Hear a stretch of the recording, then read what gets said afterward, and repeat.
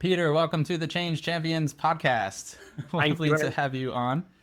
Thank you, Riley. Good to be here. Thanks very Yeah, much. yeah, yeah. Good to see. And yeah, here being Barcelona. I think you said you were calling in from, which we have some. Well, I'll just say it looks like a beautiful, beautiful area to be in, and I'm very jealous because it was like 10 degrees this morning Fahrenheit, which is like negative 82 in Celsius or whatever it is. I'm not sure. Okay. In your If I your can neck just of the really woods. get us there, it was 20 degrees Celsius this afternoon in Barcelona, which is insane. So Is it is was that insanely cold or insanely warm? I don't know it's what the norm is. insane. No, no, no, no, no. It's insanely warm. Oh, Absolutely warm. okay. Oh, well, So yeah. it's I mean, the I'm not sure you're going in the ocean, but well, I don't know. Maybe you are Mediterranean. Anyway, totally sidetracking here. So, um, you are a coach, and you have actually a unique story that I'd love to ask you to share. I don't want to put words in your mouth, but because you also have a full-time job at the moment, and so balancing that is something I definitely want to talk about. But I'm curious if you just for starters, so people who haven't met you yet, haven't heard of you, can you just share a little bit about um, I don't even want to say who you are, what you do, but the 30-second snapshot of what do you spend your time doing these days? Maybe I'll ask it that way. oh my word, 30 seconds. That's difficult. No, as you quite rightly say, I'm a coach. So I would say that I spend a lot of time coaching, and even in my role, because I'm in the corporate world, I spend a lot of time coaching, which is why I became an executive coach on the side. But my corporate role these days is as a general manager for a real estate company that's owned by Blackstone, the world's largest PE firm. So I've been there about 10 years. Before that, I was in banking and finance. I used to work at Citigroup for 20 years. Before that, I was at PwC. So I've had a long career in corporate, and I've had a long career in what they call the C-suite, which I'm sure is a phrase that your listeners will know. And I've also been coaching people and mentoring people on my teams for many, many years. And I've always been fascinated by performance, human performance, and how you enhance people's performance, how you get them to sort of feel, thrive, work well, and perform for the company and for themselves. So I guess I've been coaching for many, many years. And then I guess around COVID time, just before COVID, I actually went into executive coaching as a side gig. I've been doing it since then, and it's been a fantastic experience. And the final thing, which I didn't know, I mentioned to you, right? I'm also a speaker. So I also I'm a public speaker, I'm a professional speaker. I don't get enough time to do that, but that's another sort of third angle on what I do. Yeah, there's only so many hours in a day, right? Yeah. Um, and so one thing I just want to tease apart here. So you have your corporate role. What is your actual title? I'm the Like general manager. So general manager is I'm the actually looking full. after all of the parts of the Okay. business. I have a CEO who sits on top of me, who has a couple of other companies that he's the CEO of, but I'm the general manager. So I look after all of the functions. So yeah, and I know that title. I wasn't sure if there was more like verbiage to add on at the end of it, but because it can mean a lot of different things in different industries. But interesting that you say that because in your role, it would make sense that you're incorporating coaching into that. That's probably, I would imagine, when you first join the role, it's part of the job description. I would even imagine it being in there to coach, like that word. I wouldn't be surprised. So you've had this skill, and that's what I want to tease apart is the skill set of coaching versus you said around the COVID time you actually went into executive coaching. So that's a specific type, kind of speaks to your niche and who you work with, and we'll circle back to this because that's kind of speaks to the business part of there's the skill you've been using in your job, but then there's actually setting up like being an independent coach that people would hire you directly to work with them directly for, right? So Yeah. uh, the other piece though, when you and I don't know, actually, it's a good question. I wonder if you separate or make any distinctions between your coaching on the job versus your coaching in practice in your business. So I wonder if you can speak to kind of your brand of coaching, like what is your approach and what are the topics you like to hit on? How do you coach? I'll put it Yeah. that way. No, no, no. Good. A very good question. I'd say this. we can go down a rabbit hole here as well, because when you're coaching a team, you're coaching the people you know. It tends to be a little bit more what they would call mentoring, I suppose. So there's a distinction between mentoring and coaching if you really want to get into the semantics, because mentoring is a lot more showing people the way. And I guess leadership, leading a team, although there is a coaching style to leadership, again, semantics, but often you are trying to draw out solutions, get people to think on their feet, but often you're giving them the solution because you're the boss. So you're helping, having a discussion. It's great when people come up with something they can implement that's good for them, good for the team. But often you're giving them a solution, which is more mentoring, because mentoring is where someone has been ahead of you, has more experience, and teaches you to some extent. On the other hand, coaching is far more drawing out the answer from people by questioning. And a good coach should be listening more than they're speaking. And they're really trying to use powerful questions so that people can find their own answers. And that's the power of coaching. So I do draw a distinction, because I think with my own teams, I'm probably more of a mentor, to be honest. And with the people that I coach outside of my business, I think, a better coach. Having said all that, just to finish, I think anyone who just asks questions as a coach and doesn't give any type of input, some solutions, some ideas, it's not really, because you could just get a book of questions and that would be coaching. So I think there's always an element of mentoring with even executive coaching, but they're slightly different, because definitely when you're coaching someone from outside, you're trying to draw them to reach their own conclusions rather than giving them an answer. My master's degree is rooted in counseling psychology, and one of the phrases I remember from that experience, I think it was unique to that program. The professor would say, "Pace before you lead," and so I think this is speaking to that dance that you're talking about, where it's like active listening, powerful questions, and yet that doesn't mean you never take the lead. You never. I'm not a dancer, so I'm not even going to try Neither am using I. it. But in Not mine. Barcelona, I feel like you should be learning. Yeah, it should. Tango. Right. So we'll call it the tango then. It's like there's, it takes two. And as you said, if you're just reading a book of questions, it's not really, that's not two. That's kind of a one-sided dance. So in terms of, let's focus on the coaching piece then, because rather than mentoring on the job, if I can draw that line. And in terms of, yes, you're following the clients where they want to take you. You're asking questions to kind of open up that the space and the dialogue, and we can go into all that. But I want to focus on you for a second, like the actual topics, or because I think a lot of times I'll say with creativity, right? We think of it as this abstract, formless, I don't know, ideas just come from God down into your brain and out your mouth. I don't know. There's all sorts of different ways of looking at it, but in reality, and I think the research backs this up as well, but in my experience, for sure, giving someone some sort of boundaries, having some sort of techniques or tools, having some sort of frameworks, actually boosts creativity. And so in this example, it actually would probably increase and boost productivity and getting people to their desired results. So what are those desired outcomes or results, or what are the boundaries that you have in place for your coaching? Like, what are you actually helping people with? What topics do you focus on? No, good question. And I completely agree with you.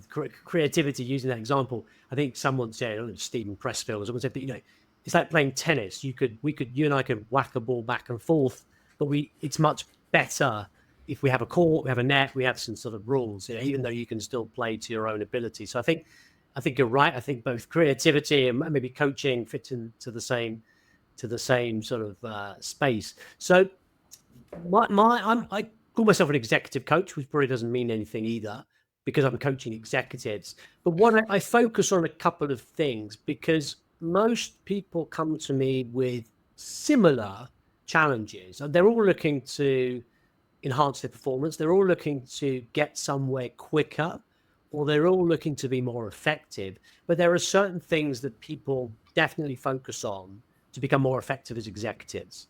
And there's this concept that's called executive presence, which again is a bit nebulous, because when you'd say, well, what the hell does that mean? And it's, well, it's Yeah, no, no, that's what does that mean? what does What is that it? mean? Well, I tell you what it means. I mean, really, what you then say to people is, well, when you've seen someone, imagine you've seen someone in your career, or even if you're outside of the executive role, imagine you've seen someone with presence. What did they have? What were they doing? And you're looking to sort of mirror that type of behavior without necessarily doing what they're doing, like the parrot or following, but you're trying to get to that state. Okay.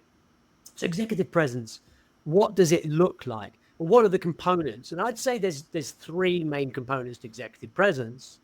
The first is confidence. So to have presence as a leader, or to have presence, imagine you're an artist, because you can have presence on stage. You've got a guitar behind you there, Riley. So I guess, you need to have firstly this inner confidence. And so that's one of the things that we work with people on when you begin the journey to build their executive presence. You start with trying to build their levels of confidence, because if they're lacking confidence, very difficult to have presence. The second component is a really broad topic, which is communication, because that goes from one-on-one, even from internal communication, how you talk to yourself, how that inner voice, that inner critic that's so common, especially amongst top performers. So when people get to the executive suite, they've done a lot of really good things, but they can be very, very self-critical. They can have these imposter syndromes. They can be overly demanding. So even going from an inner voice to a one-on-one conversation to, of course, being able to speak in public to large groups, which is, again, where leaders need to be able to do that. They need to be able to transmit a message powerfully to larger groups and influence those groups, inspire those groups. And then the third component is this thing, which, again, does it have a definition? No. But I think most people understand what it means when you say the word gravitas. The gravitas, which comes from gravity, it's like being grounded, having that strength, standing in the storm or standing against the elements, resilience, and having that weight of character, and also just sort of exuding presence. Here, the word presence, actually being present with someone in front of them. Am I connecting with you? Am I listening to you? Am I just in my own head? If you combine those three things together, you get this executive presence. And that's where I work with people to try and move through those three words, if you like, or three areas to build this presence. I love that. So really, you can slot everything into the work that you do into building this executive presence, because from there it breaks down into. I mean, well, so to recap for my own sake here, it sounds like you're talking about the first thing is confidence. I think that one's pretty straightforward. The second one, in sports psych talk, we would call that self-talk, or like negative self-talk, or that kind of inner dialogue. And then the gravitas, it reminds me a little bit. I'm curious what I don't know. Maybe it includes lots of things, but correct me if I'm wrong here, because you brought up the word resilience, which I know we've talked about before. That's a big interest for both of us.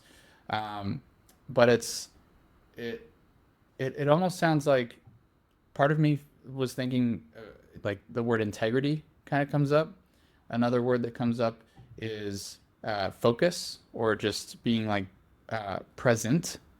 And the last piece that's probably closer to resilience is, have you ever heard of the term sisu? Sisu. Sisu. Sisu. I think it's Finnish. Apparently it doesn't translate into any other language, but encapsulates a lot of what you were just describing in this. Like the closest words are hardiness or toughness, or I think the closest translation is actually like guts. Like you've got like that. And so resilience is kind of that. It's sort of along that strand. So first of all, did we get the recap right there? And then lastly, with that last category, is there a like, which way does that kind of lean for you in terms of what your actual focus is? Is it the integrity piece, or the being present, or more about resilience? What is the gravitas like? What's the essence of that, in your opinion? Well, another good question. I think I mean, going back to the integrity piece, just starting there. So one of the first things I would do, and talking about the tennis court that we discussed earlier. So obviously these are really broad topics that we're discussing. You know, we're talking about executive presence, a lot of things we're covering there. But I would always start with that integrity piece. What is someone's root values? Where are you coming from as a person? Can you define your values? You know, who are you? Because that's where the work begins, even to build that confidence. Because I start with confidence. And now you mentioned this, I had this debate with a couple of other coaches. They said, well, you should start with Gravitas, because Gravitas is the integral part of who someone is. But I actually think it comes as a result. You get the Gravitas as a result of working through it's a debate.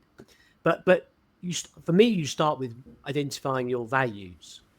And that is not always as straightforward as you think, because people will come out with all these. They'll say, yes, I know my values. It's honesty, family.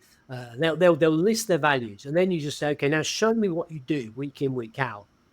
And let's look at your calendar. Let's look at where you dedicate your time.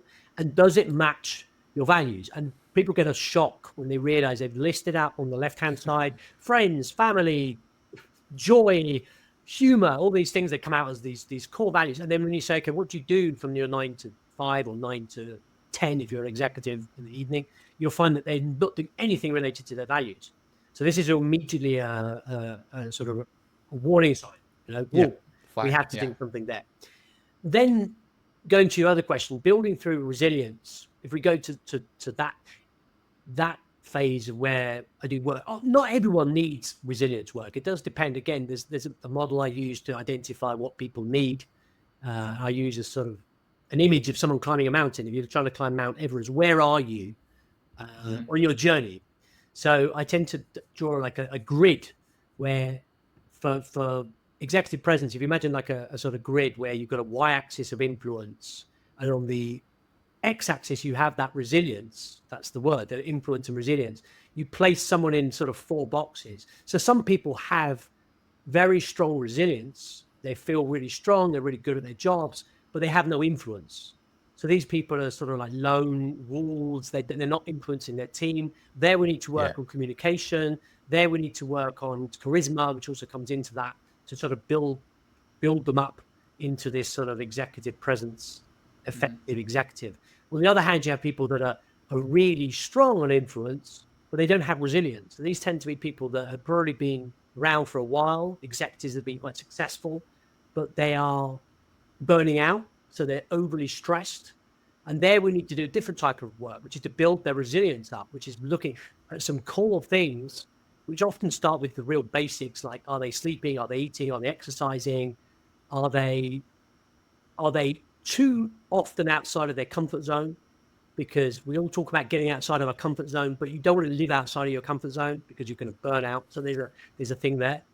And then you have the other 2 quadrants. Someone who has no influence and no resilience. Obviously, that's the starting point to build that executive. And someone that has both is already performing optimally. It's just how much better can they perform. So that, looking at that, I always draw, that's the journey, and seeing it as like climbing a mountain. Where are you on the mountain? Are you at the peak?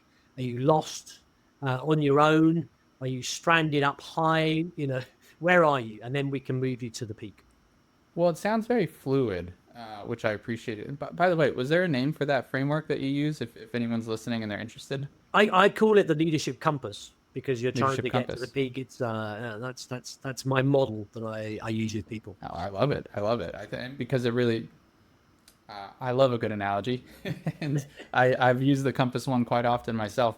And so I like that it gives you, I think a lot of times people come to coaching because they're, I don't even want to say lacking, but they would like to have more direction, more clarity, and then the last thing that you brought up was performance. And so I'm curious. I know this is a big question as well. I'm just throwing them at you, but if we were to say people want to perform better, what does that mean? Yeah, good question. I think for me, people want to perform better. I'm not sure if the question is people want to perform better or people want to perform close to their ability. Because I think we're all able to see, we've all had moments in our careers or lives where we felt we've been performing to our full ability or close to that. Mm-hmm. And I think then when you feel you're not performing to your ability, it's that's what you're looking to achieve, like close that gap. And once you close that gap, if you're constantly performing to your ability, then I guess you stretch that. You're stretching someone beyond that. But first, it's like, can you perform to your full ability? And the components there are first, at least identifying what you want to achieve. Because again, a lot of people, especially even executives, they're sort of bouldering through their roles and they're spending a lot of their time on problems and on issues and fixing things, yet they know that they're being paid to be leaders. They're being paid to set direction. They're being paid to set strategy. They're being paid, or their role should be changing things, moving things forward, innovating. You mentioned innovation or creativity before. These are the things that people say leaders should be doing.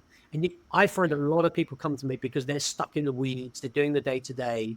They're caught in, overwhelmed by too much to do. And they just don't think that they're able to perform where they should be. So it's like doing like almost a gap analysis to see like, where are you? Where are you trying to go? And then changing people's behaviors, because a lot of these things, they got from a number of places. Again, we can go to any rabbit holes here. A lot of these things, unfortunately, we fall into our own traps. Our own habits, what we tend to do, what we tend to focus on. You mentioned focus before. They become things we're not even thinking about. We're just automatically going into certain roles. And then you can simply question, you can break your habits if you question them. So a lot of it's about actually looking, where do you want to go? And what are you actually doing? And most people don't step back and do that. It's holding the mirror up. We had a past guest that said the same thing. And actually, I don't think I said this at the time, but I remember, again, when I was first training to be in sports psychology, working as a performance coach, I remember one of the programs, they kind of just throw you into the fire as you're learning. You learn by doing. I remember sitting across from, I must have been 23 or 4, and young skinny white dude sitting across from this experienced, close to retirement, black woman working in higher education. She's got a number of years of experience and credentials and education on me. I remember her asking, because she had kind of volunteered for this session, like, what is she going to get out of this? And I just threw my hands up and I said, by no means do I or will I pretend to know more than you do, or like I am just here to basically be a mirror. That's what my training is. That's what my job is. And so whatever you bring, the more you bring to this session, the more you'll get out of it. And that stuck with me, that moment, because I remember kind of being scared and kind of being like, well, actually, that's the job. That's what we're doing here. And it seems so that's what I'm reminded of as you're describing this kind of this space that you're creating, especially for people that are extremely busy, extremely active.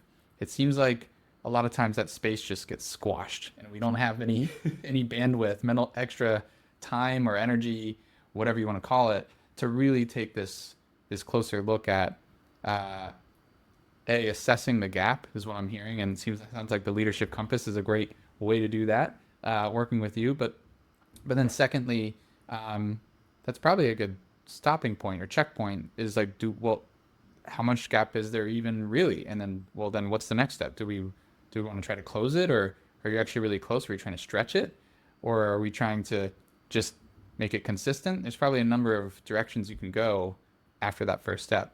Yeah. I'm assuming. Yeah. Okay. No. And you said a couple of very interesting things there. I want to just go back on a comment you made about when you were in those circumstances there, and you said you learn by doing, which I 100% agree with, because sometimes people come to a coach for clarity, and it's true that you can help them with just exactly that. Like, what are you trying to do? Where's the gap? and then we look at what you're doing on a daily basis. We look at how you're performing, and we adjust behaviors again, and we question behaviors because people are working to certain rules, internal rules, even expectations that, again, we challenge them. It's a matter of challenging your beliefs and challenging your habits if you want to change, right? But where I'm going with that, because you had that moment, people look for clarity, but clarity doesn't come by that analysis. Clarity comes by doing. Yes. You learn by doing. So if you're An emoji waiting for here. clarity first, if you're waiting, so okay, I've given you a beautiful scheme, the mountain. I give you this, but it's not like science. Yeah, what then we do is we start moving up that mountain, and it's Mount Everest, right? So even though we've got our compass and we've got our map and we've got a Sherpa, all the rest of it, but there's a lot of unknowns on that mountain, and a lot of things can happen. The weather can change. We don't know, and the only way we're going to really know is if we go. So for me, you don't wait for clarity. You create your own clarity. That's one thing. So although I'm giving you all these schemes as though I sit there like a doctor, and no, because then we've got the people that work with me, and anyone has to go on the path, and then then we learn. Hopefully we go quicker because we have a map, we have a compass, we have a Sherpa that's been up Everest, rather than just going on your own. But it doesn't guarantee we're going to summit. I'm laughing because we have an accelerator program where we work with coaches and consultants. Exactly what you're saying, to like accelerate the path. And the very start of our program, we introduced that analogy. Everest, Sherpas, it's like to a T. That's like the analogy we lean into. And it's so true though. And there's so many different milestones that like we help our clients hit where you still have to walk the walk. Like you still have to we can tell you how to change the behavior. We can give you the tools and teach you the habits and all those things, but you still are the one taking that step. And that's something that's unique with the coaching, even mentoring, consulting, like anywhere on that spectrum. You're somewhat reliant on that other human being to actually fulfill, to implement, I should say, what you were taking from the sessions. And so I want to start kind of working backwards here in timeline, because I think there's some more juicy topics that we have yet to uncover. So if we rewind to, I think you said it was around COVID, right? When you got into coaching. And so specifically what I mean by that is when you were starting your business, what was the impetus, if that's right? What was the thing that made you decide, okay, I'm going to do this and take this first step? Do you remember? Was there a moment? I do. No, Yeah. I do. And maybe I'll go back a bit further back, because there's a little bit of a backstory here. So bear with me.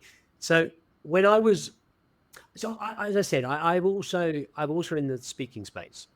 So my first decision was to become a public speaker, paid public speaker. And before I became a coach. Right. That decision happened first. And that decision happened first. And I actually began to speak at various conferences. This is pre-COVID, so COVID wasn't great for conference speaking.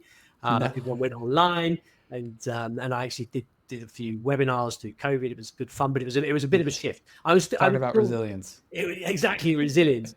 And so my public speaking came from an interesting space again, because I think when you get a coach or you get a mentor, but certainly a coach, it's good that the coach has being where you want to go.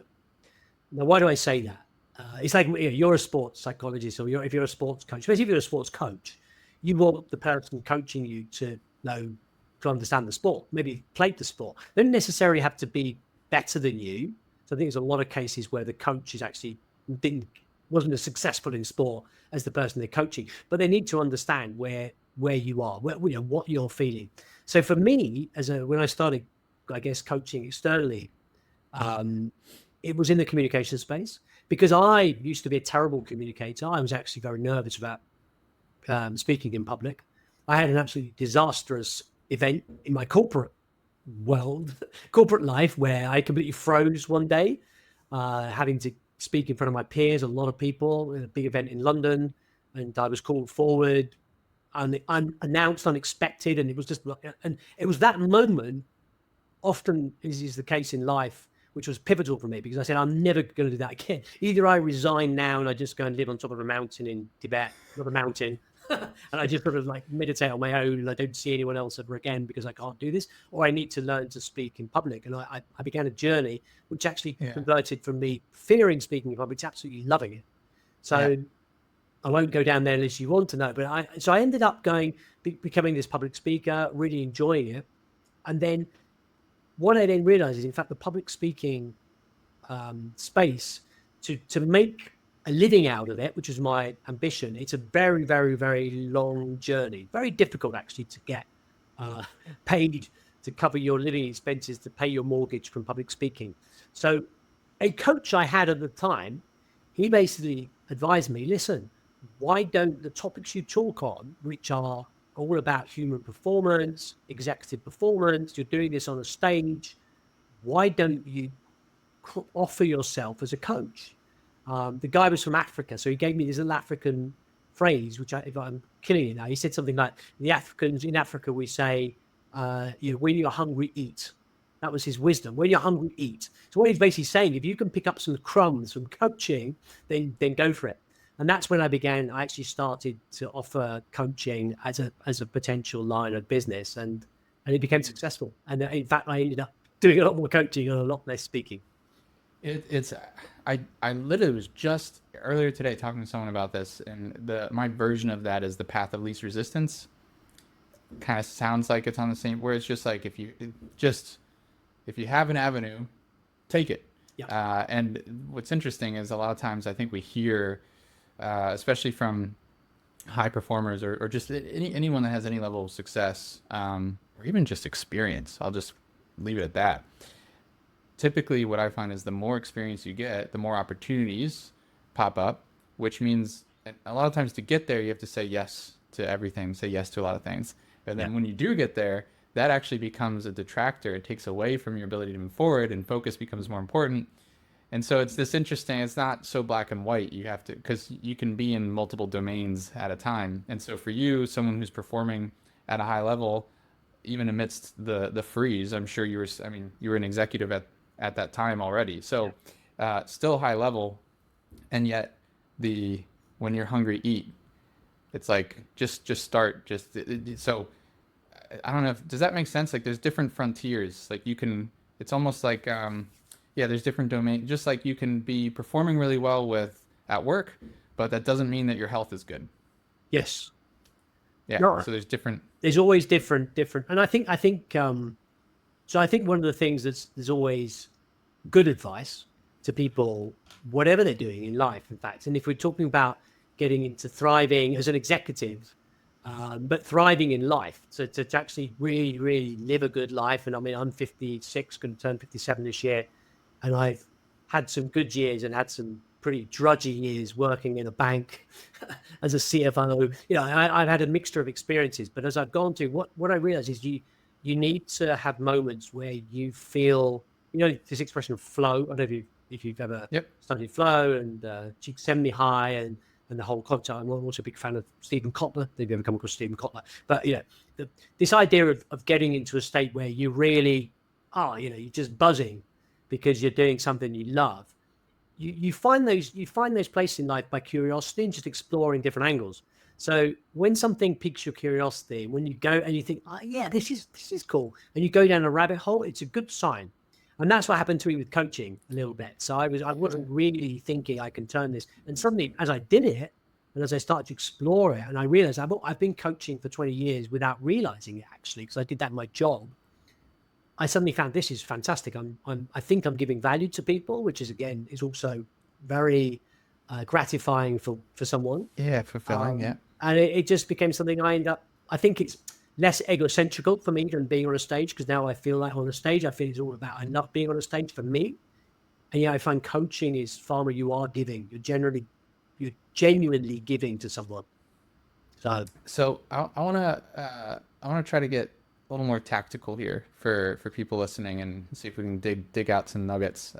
Because one thing that I find really interesting, you mentioned already, is, so we go to the start of your business and we talk about one element of coaching is having been there. And so to use sport as an analogy or an example, there's lots of coaches that have, if they did play, it was never at a high level. And actually, I think a lot of teachers in general, some of the best teachers weren't necessarily the best players. And I think that sets you up actually in a way to be, just for anyone listening, reassurance here, to be an even better teacher because you got to work that much harder to figure out how to improve, which then puts you in a better position to show that to someone else, wherever their level of talent is. So, nonetheless, when it comes to marketing yourself, we the marketing space loves extremes, loves polarization, the clickbait and all those things. And so, in a very real sense, having been there and had a high level of success, regardless of whether or not you are actually an effective coach, you may have been an effective player, but to be an effective coach, people will gloss right over that and they say, if you had X level of results, that's enough proof for me. If you're just starting out as a coach, and let's say you actually are set up to be a better teacher, like than a player. Maybe you were a B student and you had to work really hard to get B's, and so you're in a good position to help someone else get A's. But you don't have that. You're just starting out, so you don't have stellar results yourself. You don't have case studies or a roster of clients to point to. So when you were starting out, did you run into this hurdle? And if so, how did you navigate this the getting started with getting your first coaching clients, like your first paid client? You Yes. can zoom in on that. Yes. No. You're dead right. And it's interesting because it was my first sort of brush with being an entrepreneur. So for many, many years in corporate and knowing about businesses and knowing about, and I'm a finance guy, so P&Ls and balance sheets and results and cash flows and all the stuff and strategy. And then suddenly you're running your own business with no clients and no cash flow, nothing, no marketing. So you're on one hand, I was in a big corporation. On the other hand, I was just nobody. And so I was starting from scratch. So as I mentioned before, and I know it sounds a bit trite, but it's absolutely true. I went into coaching because of a coach. So I was actually helped from the very beginning by someone who suggested, listen, he said, you're giving these speeches, you're doing talks.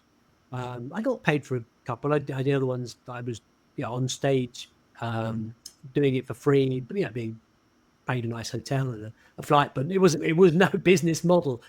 It wouldn't be able to live off that. But what he said to me is, okay, offer your coaching from the stage. So my first client came because I said, if you are interested, I was talking about resilience. It was a speech called Stoic Leadership. So I know, Ryder, you like Stoicism. So I was talking about Stoic Leadership, how to apply some principles of resilience from the ancient Stoic philosophy to people that work in high pressure environments and leadership. And so a lady asked if I would help her, and she became my first paid client. And so I thought, and then of course I thought, okay, what do I charge this lady? So that was the next conundrum. Did she ask in the moment? How much does it cost? No, this was I think she actually wrote to me. We spoke at this event. Okay. And she wrote to me afterwards and said, I'll be very interested to. So you had some time. So I had some time. So I just thought, this is it. This is going to be the groundbreaking moment for me. I can make sort of millions. So I charged a huge sum. And this was going back a few years, but €50 per session, which is a terrible mistake, by the way, to charge per session. But it was a measly sum. But I was so grateful that she was willing to be a client, a paid client, that was where I went. And obviously for her, this was peanut, probably totally, she could have walked away thinking you're just a Mickey Mouse coach. But she was my first paid client. And then, as I said before, Riley, what's happened since then are all you need to do if you're a very base level start out coach is just get coaching. So start to coach people. And if you had to do it for free, to be honest with you, if I was going back and I really wanted to be a coach, I would have started coaching people for free, like I spoke for free. Because if you can learn the art by trying to help people, there's no pressure to prove yourself. You're just trying to give. You're trying to master the art. You can then get testimonials. You can get people if you do a good job. Then you get the ball rolling. and bit by bit, but get out there. I mean, the one thing I would also recommend, and maybe you're a qualified ICF coach and you've got tons of paperwork and all the rest of it behind you. So I ask your forgiveness if I say something out of place here, but I'm a big believer in beginning the journey first and then doing all of the sort of backfilling some of those more, I guess, formal things. If you've got experience, that is, I had 20 years of experience managing teams, so I had a base. So that's how I did it. It is uh, the less sexy approach, for sure, but it is not news to me that part of your success comes from your willingness to just take action, and a bias towards action is one of the trademark characteristics of any successful entrepreneur. It's something we harp on all the time for our clients, and we help our clients to build premium offers that they can consistently sell and repeatedly sell. So you're not building from scratch every time. And so if you have never sold anything before, candidly, one of the things that we say is like, then maybe you should run a pilot, a test, a beta, whatever you want to call it, at a lower price. And we even had one client, I remember his first offer was, it was like 250 bucks. And I said, listen, you might not believe me right now, but you're not far off from charging $2,500. Yeah. It's you just have to do it exactly what you're saying, and lo and behold, before you finish working with us, the same offer, but he tweaked this and that and continued to make improvements. I think he then went to like 500, and then the next time he sold it, it was for $2,500. Exactly what we talked about. Yeah. But people try to skip to that last step without the experience. And I actually, something my business partner and I talk about all the time is that all the certifications on the wall can so easily just turn into procrastination because you're trying to feel confidence before we talk about the action of confidence preceding the feeling of confidence. But that is another can of worms. I do want to ask, because I don't want to gloss over this. You said that it is a terrible idea. I don't know if I'm going to get your words exactly right here. Can you fill in the blanks? It is a terrible idea to there's like charge per session, I think is how you worded it. Yes, I don't think it's a good idea looking back. And I've had other. I mean, one thing as well I should mention as a very important thing for me is if you're going to be a coach, you have to be willing to have a coach yourself. I'm a big believer in that because if you find coaches that have rarely had or don't have a coach, then they then believe in their own product. So I think that's one thing. So I mean, I ended up being coached, also on the business side, and so I'd heard this secondhand, but I also agree. I think when you charge by the session, you're becoming a commodity. You're offering something that just doesn't feel like a journey. It just feels like I don't know what the equivalent would be. I don't think it's McDonald's. I don't know why I'm thinking of McDonald's, but it feels like you're just offering something. You can have one, take it or leave it. Whereas I think you have to be bold enough to say, look, I can't possibly. There's no quick fixes in life, especially for the type of work we have to do here. So if you're not offering minimum 8 sessions, 6-8 sessions to try and move someone and go deep to move them up that mountain, then what are you doing? What are you doing offering 1 or 2 sessions? Are you going to give someone a soundbite, which is just, I mean, that isn't coaching. That isn't going to help at all. So you have to package it. And when you package it, then of course the price is a lot higher because you're going to, I mean, 50 euros was obviously that's a ridiculous hourly rate anyway, but whatever it is that you just said, $2,500, $3,000, whatever it is, because then you're also forced in your mind to try and articulate the value you're going to give them.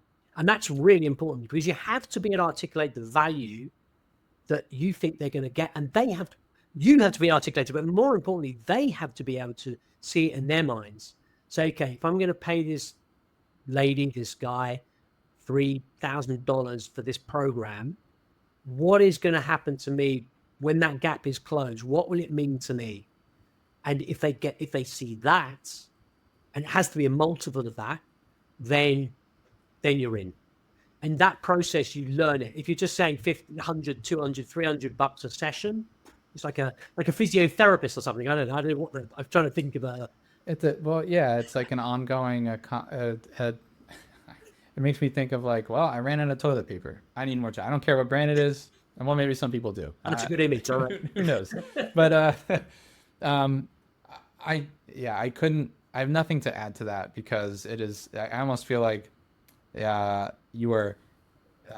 It's almost like promo for what we talk about on a weekly, if not daily basis in our business. It is exactly that you need to have some structure. You need to have some thought.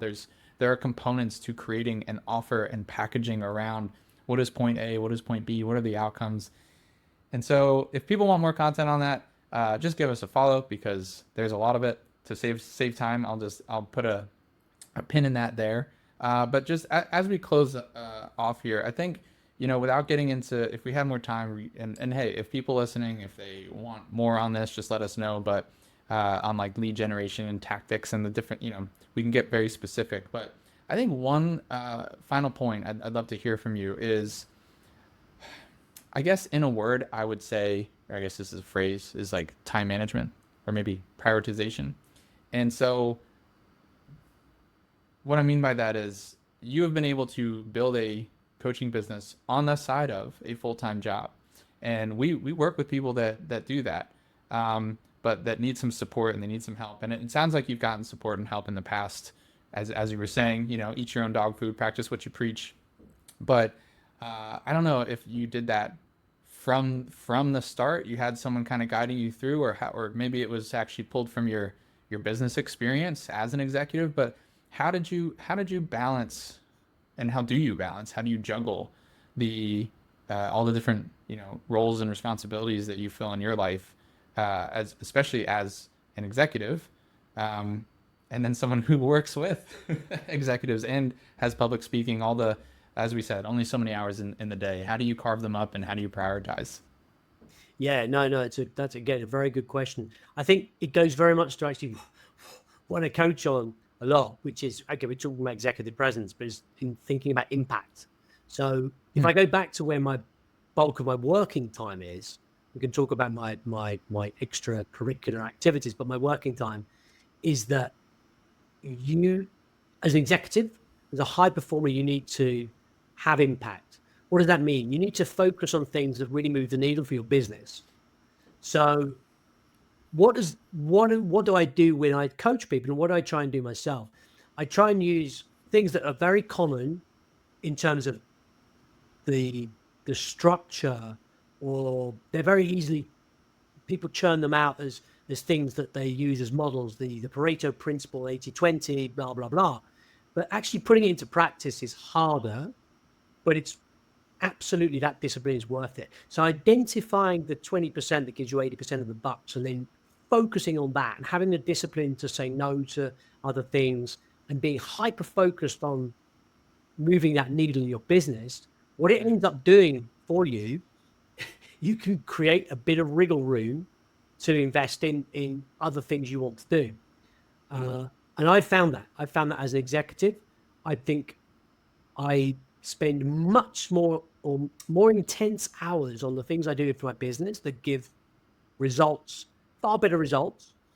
And it does allow me to free some time, not a lot of time, because this is a side gig. I tend to do things on a Friday afternoon. It's not like I spend all week. I had to slot things away, but I have the time then to focus on my business on the side. And there again, I have to be focused because you have to play the Pareto principle there.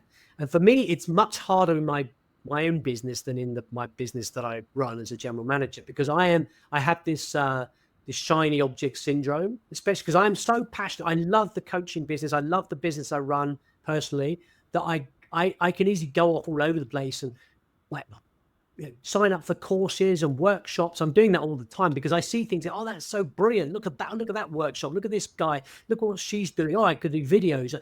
All these things that you could do to sort of push your business forward, both from the marketing side or training up as a coach. And there again, you have to be disciplined, be focused, like stay with a couple of lines and don't divert yourself. And if you do that, I mean, I've found that I've been able to move my business forward. Having said that, I've made mistakes, I've stumbled, I've gone down blind alleys, I've spent money on the wrong Haven't thing, we all? I've wasted time posting too much on LinkedIn. I've made lots of mistakes as well. So, you know. Well, it is very much a journey, and I know that gets said all the time, but it is a practice, and it just I think whether it's meditation, mindfulness, or yoga and exercise, like whatever the thing is, I think a lot of those types of activities use the word practice because it is an ongoing, it's not just check the box and it's done. I've set my priorities for the year and now I'm set. It is a continual, I guess I'll put it this way. If you are helping people find the compass and again, you're eating your own dog food, you're doing this work for yourself as well. And of course with support and coaching on the side. But if you are on a journey and you check that compass, you probably have to look at it again at some point. I know, like I'm big into hiking, and I know that if you look at where you're going, great. And then you focus on the trail ahead of your feet. Don't trip on the roots or the rocks. But if you never look up again, you're probably going to get lost somewhere along the way. So it is this back and forth, and it is a process. Just to normalize that for people, it is ongoing, for sure. And I think the work you guys were doing your business. I mean, the other thing is setting up systems as well. So that the more you can set up systems that will work and take off some of the decision making, once you get things moving, you can begin to have certain things just run through.